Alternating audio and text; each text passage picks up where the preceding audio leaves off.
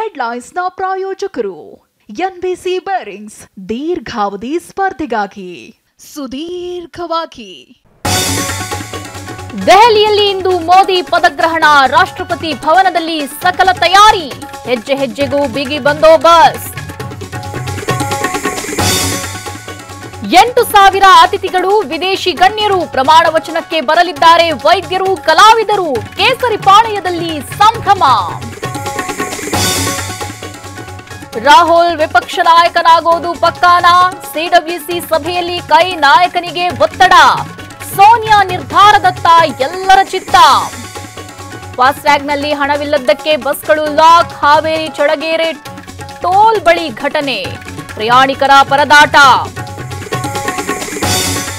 ಇಂದು Bharat Pak high voltage ಕದನ, ಅಮೆರಿಕದ ನ್ಯೂಯಾರ್ಕ್ನಲ್ಲಿ T20 ವಿಶ್ವ ಯುದ್ಧ. ಉಗ್ರ ದಾಳಿ ಬೆದರಿಕೆ, ಖಾಕಿ ಅಲರ್ಟ್.